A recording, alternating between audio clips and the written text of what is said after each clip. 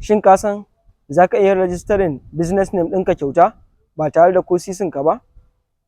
Gwamnatin Najeriya ta hanyar amfani da S-Medal sun ba da damar da mutum zai yi amfani da official website na S-Medal domin ƙirƙirar CAC ɗinsa kyauta ba tare da ya biya ko sisi ba.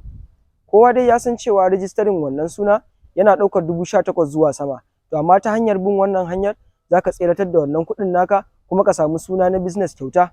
Don ganin yadda za ka bi processes ɗin da za ka yi wannan abin, ku biyo ni a cikin wannan bidiyo. Da farko dai kana neman ka shiga cikin Chrome ɗinka, bayan ka shiga sai ka shiga shafin S-Medal inda za ka yi registration. Bayan ka shiga sai ka shiga kamar za ka buɗe sabon account. Idan baka da account to dan gurin za ka cike sunanka sannan da email address ɗinka sannan ka yi setting up password. To daga nan za su baka damar login kamar haka. To ni da ke ina da account sai dai kawai in yi login account ɗina. Bayan ka yi login account, abin da za ka nema shine zai kai ka cikin official website ɗinsu na S-Medal. Bayan ya shigo zai baka damar buɗe certificate na S-Medal.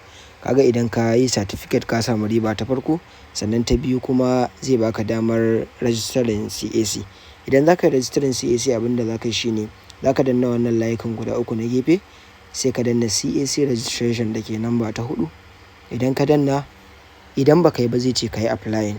To idan ka zo za ka yi applying, duk wasu bayanai da suke nema na abin da ya shafi business ɗinka da kalar business ɗin da yanda description ɗin business ɗin yake, wato business ɗin gaba ɗaya akan menene, da idan partnership ne in ku biyu ne yanda za ka cike shi, idan kai kaɗai ne yanda za ka, duka za su ba ka option ɗin da za ka cike waɗannan bayanan. To bayan ka gama cikewa sai ka yi submitting.